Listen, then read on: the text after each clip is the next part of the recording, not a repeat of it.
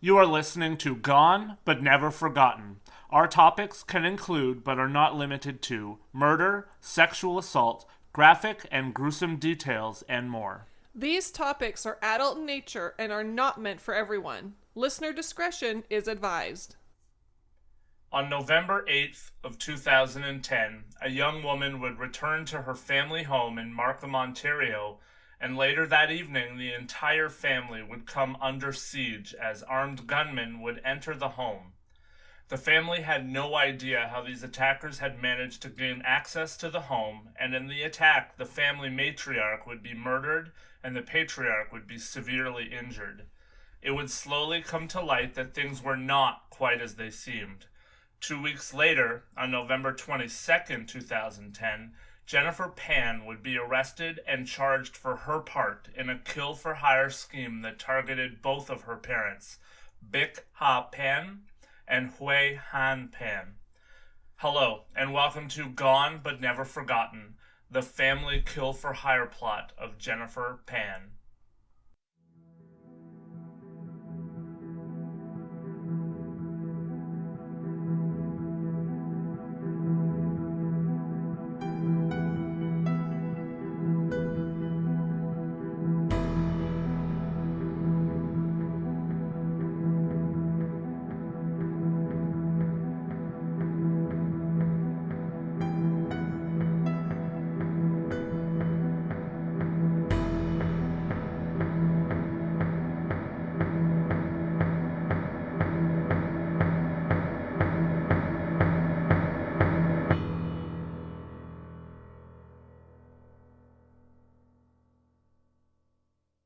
Hi everyone, and welcome back to GBNF. I will be the first to admit that it will be good to move on from the three-part series on Bruce McArthur and the awful crimes that he committed and all the issues surrounding that case. This week's episode, though, is not less tragic, less graphic, or less heartbreaking. Before we dive back into the dark and dreary world of true crime, let's talk about the podcast and the ways that you can reach out to us if you have any questions, comments, or cases that you would like for us to cover. We are everywhere. As we've said numerous times, we are super easy to find on Facebook, Twitter, Instagram, and TikTok if you want to interact, share posts, or send us messages. We're always willing and looking forward to talking with you. We also have our Patreon page for fans of the show that wish to help out a couple of independent podcasters, and we have merch, something that we certainly cannot mention enough.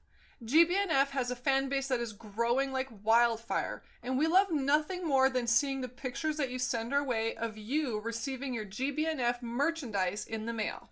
With the podcast going weekly, we're working hard to stay on track week in and week out and always bring you thorough, reliable, and interesting stories of true crime within Canada and abroad. We certainly appreciate every listener, every patron, and every little bit of help that is sent our way. Without you goners, this podcast would be, well, gone. Oh my gosh, super corny. Isn't that why you love me? Let's be honest, I am the king of awkward jokes and dad jokes. I'm sure you're the king of something. And now, without any further ado, let's take a look at the life and crimes of Jennifer Pan, and more importantly, the awful circumstances surrounding her outright attack on her family and why she did what she did.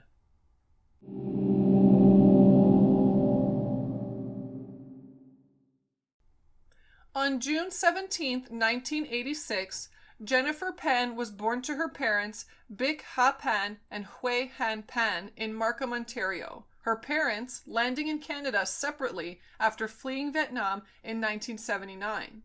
Hann was born and went to school in Vietnam. He moved to Canada in 1979 as a political refugee. Bick also immigrated as a refugee. The two met here in Canada, got married in Toronto, and lived in Scarborough. The Pans would eventually find work at an auto parts manufacturer called Magna International in Aurora, Ontario. Hann working as a tool and die maker, and Bick made car parts. The two worked hard to get ahead in Canada because they wanted to give their family the best life possible and provide everything that their children could ever want or need, things that they had not received in their own childhood while still in Vietnam. The couple had two children. First, in 1986, came a daughter, Jennifer, and then a son in 1989, Felix. After years of working hard, the family purchased a large home with a two-car garage in Markham, Ontario. Because the Pans were working so hard to provide the lives that they wanted for their children, and much in line with Asian culture, the Pans had very high expectations for their children. As much as the Pans wanted to provide a better life for their children, they also wanted their children to excel so that they could provide an even better life for the next generation of their family. Jennifer was put into piano lessons at the age of 4, and she was also put into figure skating classes where the training was difficult and vigorous, taking up most of Jennifer's week. For her part, Jennifer had a dream of becoming an Olympic figure skating champion. However, her dreams in the figure skating world would come to an abrupt end when she tore a ligament in her knee. Jennifer also would later play the flute in her school band at Mary Ward Catholic Secondary School. Jennifer showed a lot of early promise in regards to piano and really everything that she was enrolled in. She was driven by her parents to try to be the absolute best at everything that she did. For those of us who grew up in homes like that, that can certainly be a double-edged sword. You're pushed to be the absolute best at things, and it definitely gives you the drive to do better and better. But also, when you come up short, you certainly feel like you have let everyone down, which can lead to a lot of insecurity, stress, and certainly anxiety. Unfortunately for Jennifer, it would appear that all of that stress started to catch up with her at a very young age. Jennifer would start cutting by the time she was in grade 8. Her life was based entirely around the activities that her parents enrolled her in and school at that point. Friends remember a girl who was picked up at the end of school every day, and then even said that most nights she would get home from figure skating as late as 10 p.m., study until midnight, and then go to bed, only to wake up the next day and do it all again. The pressure was intense, and Jennifer had a very little social life, if any. I can't believe, I can't understand, I guess, working and being up until midnight before a school day. I certainly, especially in grade 8, I was not up that late. Yeah, no, and the thing is you're trying to focus 100% on school, but then you have to focus 100% on anything else. You never get a break. Yeah, it's true. I mean, I mentioned people that grow up like that. My family was pretty, not strict, but they expected the best out of me, so anything that wasn't perfect was, I don't know, a problem. Yeah, oh, for sure, and I bet you felt a lot of that pressure. Yeah, I think, cluing right back into where it runs out, I think that a lot of my anxiety issues today and the feeling that I have to do everything perfect goes back to that. So, in a way, at this point in the story, I can kind of feel for Jennifer. Yeah, definitely. All of the pressure that Jennifer had on her from others and herself did catch up with her at the end of grade 8. Jennifer was getting prepared for grade 8 graduation, and she was expected and expecting to be named valedictorian for her graduating class. And she was also anticipating that she would receive a plethora of medals for her academic achievements, because she was getting very good grades. However, when graduation day arrived, Jennifer was shocked and disappointed when she didn't win any awards and was not named as valedictorian for her class. Even though it would be acceptable that Jennifer would be down on herself, Jennifer kept on a happy face and said that it was perfectly fine. Jennifer would later say, though, that she didn't understand what the point was in trying your hardest and pushing yourself so hard if nobody around you was going to realize and acknowledge your hard work. Jennifer didn't see that perhaps others had better grades or different reasons for being acknowledged ahead of her. No, instead she felt that she was being personally slighted by everyone around her. It wasn't just school that Jennifer started to grow disdainful towards. As she continued to grow older, she realized that her parents were also greatly restricting her. She recognized that she was not having the same upbringing that most of her friends had, and she had an awful lot more rules. On top of the extracurriculars, rules, and expectations, Jennifer was highly restricted by her parents. She was not allowed to date, she was not permitted to go to school dances, and she was not allowed to go to things like parties. Her parents believed that doing any of those things would distract Jennifer from her work and keep her from realizing her full potential. By the age of 22, Jennifer had not been out drinking, she had not gone to a bar or a club, and she hadn't ever been on anything even resembling a vacation that was not a family vacation. Jennifer felt locked up and trapped, and she didn't have a clue what to do about it. As mentioned, Jennifer attended Mary Ward Catholic Secondary School in Scarborough, Ontario. The school was an eclectic one for sure. It was atypical of what you see when you watch movies that are centered on a high school. Most people found and had their cliques based on their interests and what they did in their free time. People who knew Jennifer in high school would say that when she was within the walls of the school, that is where she truly excelled. Jennifer was not socially awkward at all. She loved to socialize. She was friends with absolutely everyone in her school, and it seemed she was popular. She was friends with everyone from jocks to nerds, and it didn't matter their race, gender, or interest. She lived for her time at school because it seemed like that was the one place that Jennifer really could be Jennifer without the constant watchful eye of her parents on her. To most people that went to school with and knew Jennifer, she was a happy, vibrant social butterfly who was just waiting for the moment to spread her wings. Unfortunately, that really was all part of the act that Jennifer seemed to have perfected. She was able to look calm, cool, and collected on the outside, but on the inside, things were very different. Jennifer was very much dealing with feelings of depression, inadequacy, shame, and self-doubt. Most of all, Jennifer seemed to be struggling with the fact that when she came in second place, she was seen as a failure. Second place was not something to be celebrated, but rather it was seen by her and her family as the first loser. During this time at home, her mom started to realize that Jennifer was certainly not herself at all. Moms know this kind of thing, that's for sure. Mom and dad, though, were very different people and seemed to hold different parenting values and methods. Jennifer's father was seen by many to be the classic tiger parent, which is a term that is used to describe strict parenting in which parents become highly invested in their children's lives and their children's success. These types of parents often enroll their children in activities that are considered to be of high status, and they expect the absolute best grades in school. This parenting practice is seen as being equal parts positive parenting and negative parenting. Jennifer's mom, on the other hand, was actually seen by those that knew the family as much less of a tiger parent, but rather they felt that she was an unwilling, almost, accomplice in this style of parenting. But she would follow her husband's lead. Her mom, though, would try to have one-on-one conversations with Jennifer while her dad was sleeping to try to reassure her that her parents only wanted her best, not that they expected her always to be the best. It would seem, though, that this did not entirely resonate with Jennifer by this point because she already had seen and felt the disapproval from herself and from her family when she came up short. Those feelings of inadequacy likely led Jennifer to what was going to become a major part of her life. She started to lie and cover up grades and facts in so many ways. For instance, before high school, Jennifer had been a model student. As we said, she was expecting to be valedictorian for her graduating class in grade 8, which would place her at the top of her class. Her grades were high, she worked hard, and she was excelling. By the mid-part of her first year in high school, however, things had changed. Her average on her midterms was 70%.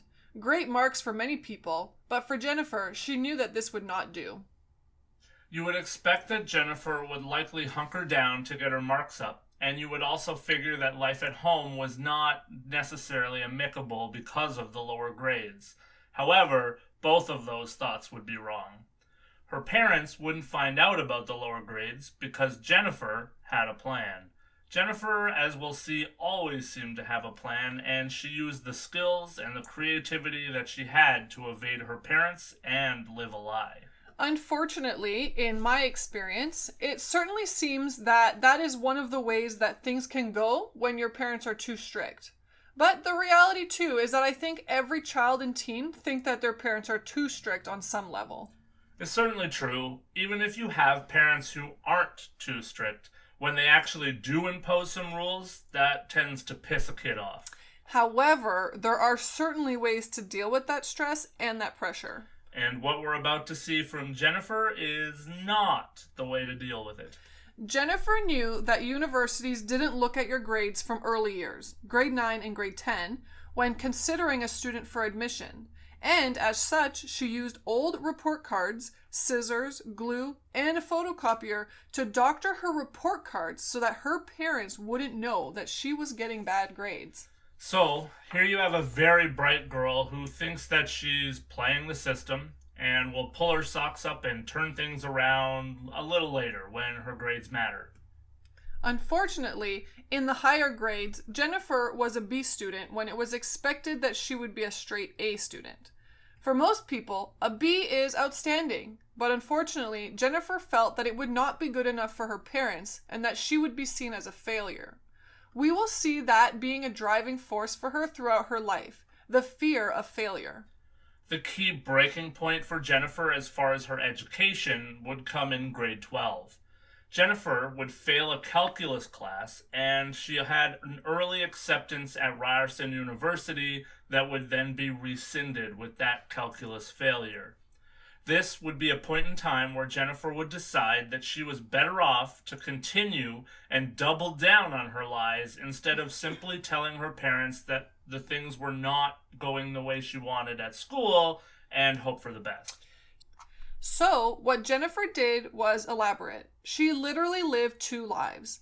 At home and with her parents, she was a girl taking classes at university.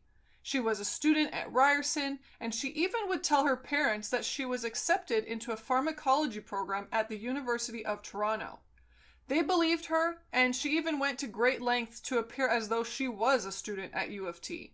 She was purchasing secondhand textbooks and watching videos on pharmacology courses and taking notes so that her parents would see the textbooks and notebooks strewn about the house. I guess I'll interject and say, yeah, that's how it all was being shown at home.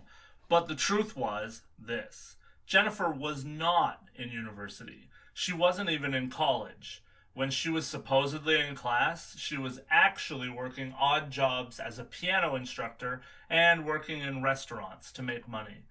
She even told her parents that she was succeeding greatly and winning awards in post-secondary school. She made fake documents showing that she'd received loans from the government to pay for school, and she was bringing home made-up awards to show off. Jennifer even convinced her parents that she should be permitted to move in with a friend in downtown Toronto for most of the week so that she could cut down on her commute back and forth. Her parents agreed to this at long last. Instead, Jennifer was living with her boyfriend, Daniel Chi Kwang Wong, and his family. They lived in Ajax, Ontario, just east of Toronto. Daniel and Jennifer had met in high school when both were attending Mary Ward together. Daniel would switch schools halfway through their final year because his grades were struggling, and he also had been charged with drug trafficking after police found a half-pound of weed in his car. Jennifer was not only lying to her own parents, though, she was also lying to Daniel's parents, who she told that her parents were okay with her living with them, and she brushed off all requests of Daniel's parents to meet with her own. After 4 years of lying about attending post-secondary school, the time came for Jennifer to graduate from U of T. She told her parents that because there was so many graduating students in her class, that everyone was only allowed to have one guest attend the ceremony. She said that she didn't want to leave one of her parents out, so instead she was going to give her ticket to a friend. She literally just lived this story and spun this lie to the very end, didn't she? It really is a heck of a lot of dedication. I mean, I can't imagine holding all of that together. She was literally studying while not in school to make it appear like she was in school. She was living in a different city than her parents believed, and just about everything in her life was a lie in some way, shape, or form. Our son better not pull any of these kind of stunts on us. But see, I think that is the crux of it by this point. How do you ever come out of this lie? It's clear that she was afraid of her parents seeing her as a failure, like you said.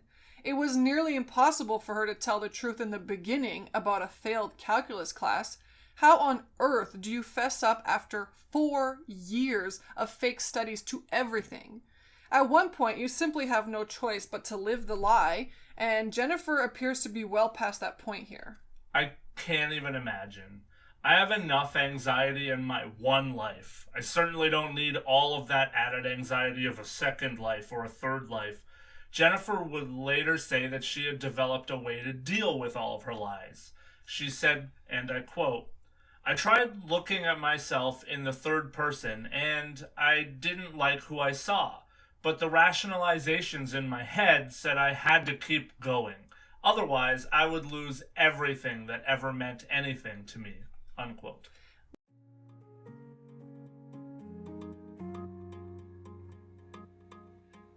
This week's episode is sponsored in part by Creations from the Heart. Donna is a metalsmith who specializes in saw-pierced pieces, jewelry and decorative pieces, and saw-pierced nature scenes on stones. She does amazing work and is able to design and create whatever you can put your mind to, and as such is very open to custom orders. I can personally vouch for her work, as she has designed a dragon pendant piece for my chain and also created a new wedding ring for me. Her work is professional, the turnaround is quick, and I cannot stress enough how creative and high quality her work is. I also have one of Donna's Tree of Life pendants and absolutely adore her work. You can purchase Donna's work directly or request custom work by searching Creations from the Heart on Etsy, Facebook, or Instagram. I cannot stress enough that the heart in all of her sites is H-A-R-T. Next time you're looking for a one-of-a-kind gift for yourself or someone that you love and want professional quality without the boutique price, get in touch with Creations from the Heart and you will not be disappointed.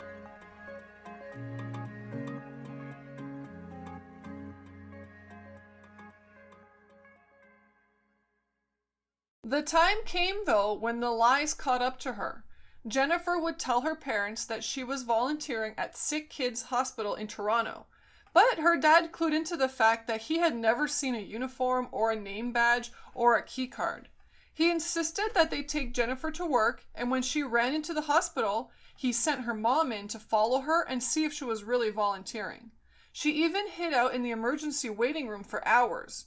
Her parents eventually left the hospital and called the friend that Jennifer was supposedly staying with for years, and they found out the truth. Jennifer was not staying there. Most of the truth came out at this point. Jennifer admitted that she didn't volunteer at the hospital and that she had never been in the pharmacology program. She told them that she'd been living with Daniel, but she did not tell them that she was never even enrolled at Ryerson or that she had not even graduated high school. This left her mom understandably in tears, but her father's reaction was very clear. He was embarrassed, betrayed, and absolutely furious. His initial reaction was to tell Jennifer to get out of the house and never come back.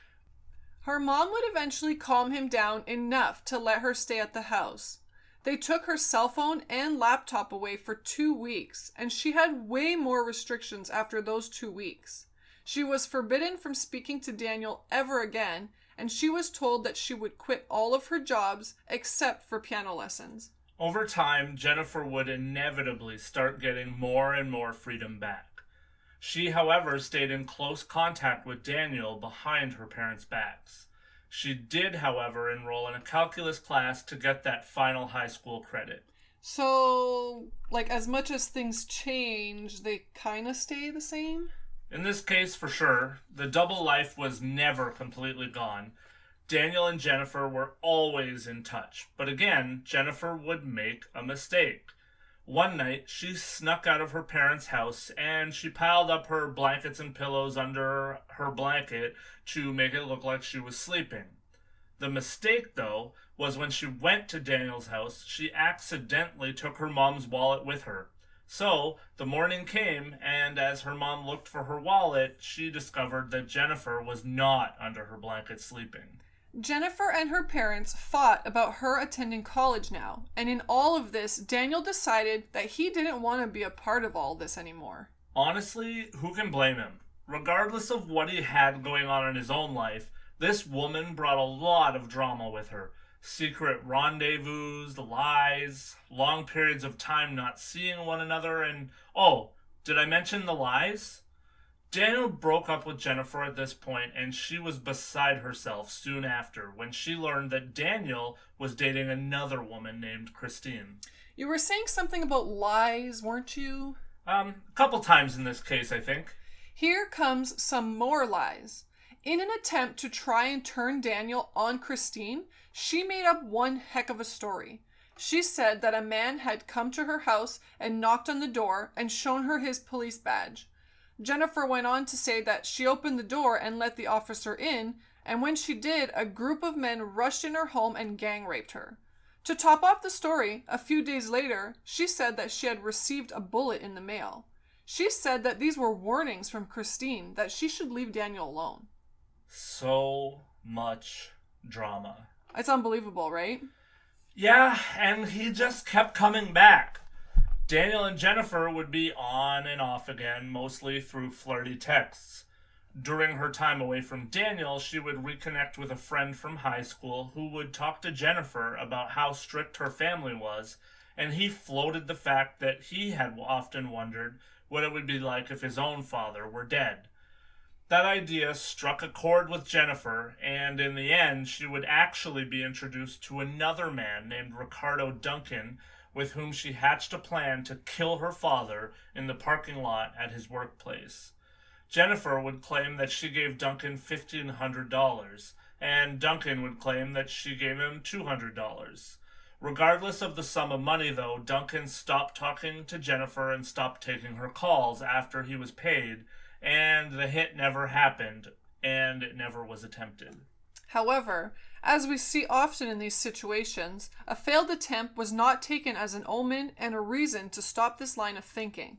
Instead, Jennifer and Daniel, who were again in constant contact with one another, devised a plan to hire someone to kill both of Jennifer's parents so that they could collect the estate, roughly $500,000 for Jennifer's portion, and live a happy life with her parents completely out of the way.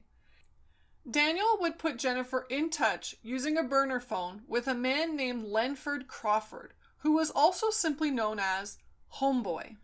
Jennifer would ask Lenford how much it would cost to put a hit out on her parents.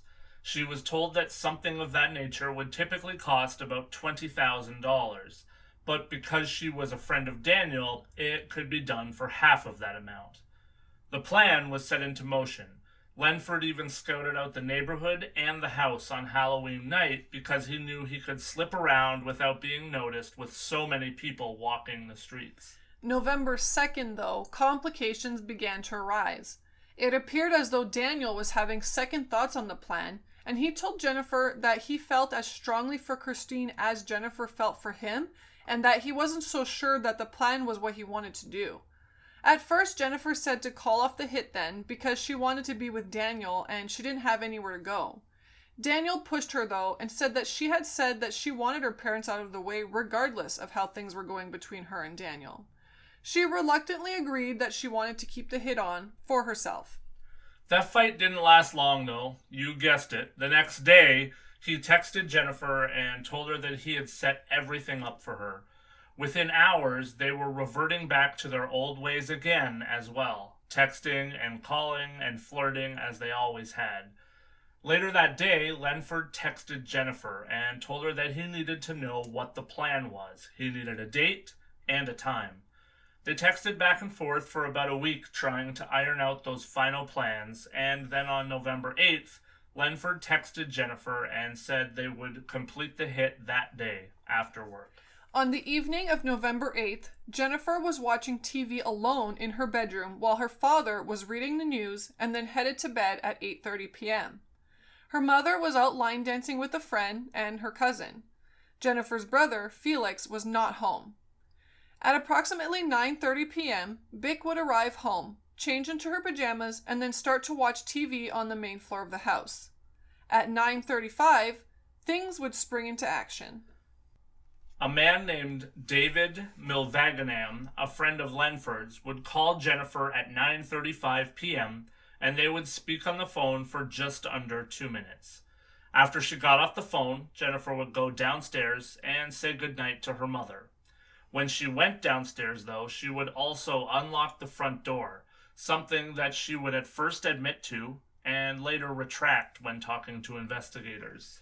At 10:02 p.m., allegedly as a signal to the three intruders that everything was good to go, a light would turn on in the upstairs study and it would stay on for a minute and then be shut off. At 10:05 p.m., another phone call would take place between David and Jennifer. This call would last for roughly 3.5 minutes. Then, moments later, Lenford, David, and a third man named Eric Carty walked through the front door of the house. All three men were equipped with guns. One of the men would hold his gun to Bick, and another man ran upstairs, stuck a gun into the face of Hann, and told him to get out of bed and go downstairs into the living room.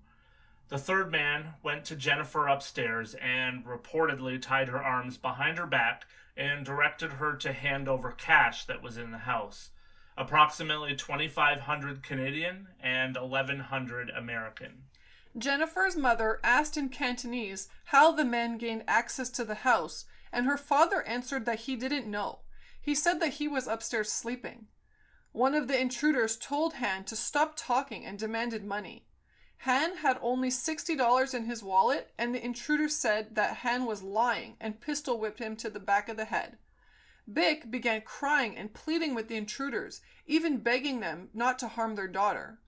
In response to that request, one of the intruders told her that their daughter was a nice person and they could rest assured that they would not hurt her. Carty would take Jennifer back upstairs at that point and he tied her to the banister. David and Lenford would take Jennifer's mom and dad downstairs into the basement, where they covered both of their heads in blankets. Hann would be shot twice, once in the shoulder and once in the face. Bick would be shot 3 times in the head. Hann would slump to the floor, and Bick was killed instantly. The intruders then ran out the front door to escape. This is absolutely devastating. And over what? Over Jennifer's inability to tell her parents the truth? Because they had strict rules? Rest assured, there are a lot of people out there who have a rough life at home, and a lot of people have a much more difficult family life than Jennifer did, and they didn't resort to this. The lies, though, were not yet over. I'm sure that our listeners can piece together a bit of the lies that come next. Jennifer said that she managed to struggle, while tied up, to get her phone out of her pants, and she dialed 911. She told the operator, quote, "Help me, please. I need help. I don't know where my parents are. Please hurry," unquote. It is unbelievable to me that this woman had just had a hit done on her parents, and they were both presumably dead after 5 gunshots rang out in the house, and she was able to play her character here and act like something unexpected had happened. 34 seconds into the phone call to 911, though, something that Jennifer did not expect to happen happened. Hann can be heard in the background of the call moaning as he tried to crawl up the stairs in the house. He had not been killed and had come to, discovering the body of his deceased wife beside him, both of them covered in blood. Jennifer would tell her father that she was on the line with 911. He would manage to get out the front door and was screaming as loud as his predicament would allow. The neighbor also called 911, and within minutes, police and an ambulance were on the scene. He would eventually be airlifted from a nearby hospital to Sunnybrook Hospital, where they would be better equipped to deal with his injuries. Police would interview Jennifer at 3 a.m., and then a couple of days later, she was brought in for more questioning. Police were starting to see holes in the stories that they were told. Oh, wow. Who knew that lying to the police would be so hard? Police could not understand why the keys to Hann's Lexus, which were in plain sight, were not stolen. Police also could not understand why, if this was a home invasion, the assailants were not armed with rope or zip ties to tie up the victims. Most of all, what didn't make sense was that two of the family members were shot dead, whilst Jennifer was left alive and simply tied to a banister. On November 12th, Hann was awakened from a 3-day induced coma. His injuries were awful. He had a broken bone near one of his eyes. His neck bone had been completely shattered from a bullet that had grazed his carotid artery, and he had bullet fragments that were lodged into his face that could not be removed. With all those injuries, though, there was a miracle at hand. Hann remembered everything about the attack. Everything including two details that would lead police to understand that there may be a very good reason for the stories that they were hearing from Jennifer not making sense. Hann remembered that he had seen his daughter speaking softly off to the side to one of the intruders, and he remembered that Jennifer had not been tied up at all while being led around the house by the attackers. 10 days later, police would bring Jennifer in for what would be her third interview. Police had also been monitoring her movements at this point. This interview would not be like the first two. Police were after something different. The detective conducting the interview told Jennifer that he knew that she was lying, and he knew that she was involved in the crimes that were committed in her home. He told Jennifer that she should admit to what she had done. Jennifer's reaction was to start crying and ask the detective repeatedly what was going to happen to her if she made a confession. It seems that after all of the failures that Jennifer had had in her life, her failure to be a good liar at all was the thing that would be her downfall here. She outsmarted nobody. In fact, in the end, it was Jennifer that was outsmarted by the police. The detective would tell Jennifer that he had access to computer software that could analyze lies and determine which statements were lies.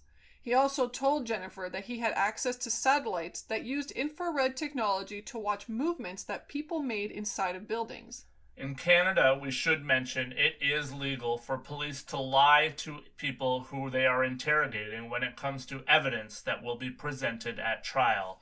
That is what the detective did here. Over 4 hours of questioning, Jennifer would come up with a story that was outlandish and didn't even make sense. She said that the entire incident was an attempt by her to commit suicide. She said that she had tried to commit suicide but couldn't do it. So she hired these men to do it for her. She said they made a mistake and her parents were instead attacked. Well, that seems legit. I don't think that I have ever heard of someone paying $10,000 to commit suicide. That's for sure. Jennifer was arrested on the spot, and police would use her cell phone to find out who else was involved. That would lead police to bring in Daniel, Lenford, Carty, and Crawford, and all 5 people were charged with first-degree murder, attempted murder, and conspiracy to commit murder. David would be arrested on April 14th, 2011 at the Jane and Finch Mall in North York. Carty was arrested at the prison he was already serving time in, Maplehurst Correctional Complex in Milton, Ontario, on April 15th, 2011. Daniel was arrested on April 26th, 2011 at his job, and Crawford was arrested on May 4th, 2011 in Brampton, Ontario. The trial would begin on March 19, 2014, 3.5 years after the home invasion, and it was believed that the case would take some time. It took far longer than most people expected, though. Over 50 witnesses were called to testify, and the case took nearly 10 months to come to its conclusion. The end result was a guilty verdict across the board. Jennifer would receive 25 years with no chance of parole for the charge of first-degree murder, and she also received a second life sentence for the attempted murder on her father. The 2 sentences would be served concurrently. Daniel, Lenford, and Crawford would all receive the exact same sentences, but Carty's trial was postponed because of an illness to his lawyer. Carty would later plead guilty in December of 2015 to conspiring to commit murder. He was given an 18-year sentence with parole eligibility in 9 years. For his part, whether true or not, Carty said that he pled guilty to the lesser charge because he did not want to force Hann to go through another trial. Part of the proceedings at the end of the case was that Hann and Felix asked the court to ban Jennifer from ever being able to speak with or contact them again. Jennifer was also forced through court order to never contact Daniel Wong again. Hann's life was certainly never the same. He is left unable to work, and he suffers greatly from anxiety attacks and nightmares. He is constantly in pain, physical, from his injuries, and mental, from the attack and loss of his wife. Hann is unable to live alone, so he lives with relatives. Felix has moved to the east coast of Canada to try and escape the stigma and harassment that comes from being Jennifer's brother. He suffers from depression. Who can blame either one of them, really? Jennifer decided that her life was just too hard for her, and she was going to take care of the problem. But everyone in her family is now worse off for the shitty decisions that she made. I don't really know what else there is to say here except for the obvious. An entire family was destroyed by this case. Bick's life was ended. Hann's, for all intents and purposes, was also ended. I have no idea how you move on from a home invasion where your spouse was murdered, much less one that was orchestrated by your own daughter. Her brother, I feel for him. He was attending school, and in one fell swoop, his entire family was torn apart from within. There are places and people online that seem to really feel for Jennifer, which to me is crazy. Many of us grow up in homes that are rife with abuse of many kinds, and many people have much harder lives than Jennifer had. I cannot speak too much to culture, but from many places that I read, the kinds of rules and the kind of life that Jennifer was having is not uncommon from most people whose families are immigrants from that part of the world. Was her life difficult? Sure. Was she sheltered? Yep. But it also seems that her parents were doing everything possible to try and protect her from the world around her, up to and including trying to keep her and Daniel apart, perhaps for fears that he was not the right kind of man for their daughter. They certainly were not wrong in the end. So, do you have anything else that you want to add in regards to this case? I think this whole case really shows how important it is to kind of stay connected with the world and your friends and all that stuff. Even though they were doing the best for her, it's still very important for her or any child to become who they need to be. Like, she was living her life for them for so long, and then finally she decided, no, I'm going to live my life my way, but then she had to do it in secret. And so I feel like as she was growing up, it was like they were just a problem for her. And I'm not saying it's okay, but I'm just saying it's so important to kind of let your kids go off and do their own thing and learn for themselves. Of course this is an extreme circumstance, but I'm just saying, as a mom, I feel like this is just absolutely tragic. Yeah, absolutely. I mean, I don't put any blame on the family here. I mean, they were being the best parents that they figured they could be. And, this is not the way that any family should turn out. Oh, absolutely. And I'm not blaming the family either. I think it's just a tragic case of that parenting didn't work for that child, and that child had something else going on in her life where she had that need already to get rid of her parents. Like, they were a problem, they were a crux in her life. Like, they were just in the way. What I think is that Jennifer found herself way too far down the rabbit hole. I doubt that she even really knew who she was by this point in time. Yeah. We see a young woman who had lived such a lie for such a long time. And over what? A failed calculus class or a couple of bad grades? Listen, I have no doubt in my mind that Bick and Hann would have been disappointed to find out that Jennifer had bad grades and had failed a class. That goes with the territory of being a parent and having rules. But for things to get to this point is just absurd, and on top of that, obviously heartbreaking. This girl was an awful liar, an awful daughter, and simply only looking out for herself and her relationship that seemed awful with Daniel. Those things were all over and above anything and everything else. How hard is it to make up a course and then go to university? How hard would it have been for Jennifer to straighten her life out? From where I sit, not that difficult. As we've touched on, there are people who have a much, much harder upbringing than she did who still manage to have a good life and, not murder their families. Yeah, I agree. And I really want to just remember, her mom, how she was trying to talk to Jennifer and, tell her it's going to be okay. We just want the best for you, blah, blah, blah. Even though Jennifer couldn't see it at the time, I think that was her mom trying to show, like, even though, like, your dad is really strict, like, he's trying, So I think, if you're one of those people who have had a hard time with family life and you're trying to recover or you're trying to move on, or how do I heal from these wounds? You might not even think that your family is being abusive. You might not even know any of that. You just might know there's something that is not okay between me and someone in my family.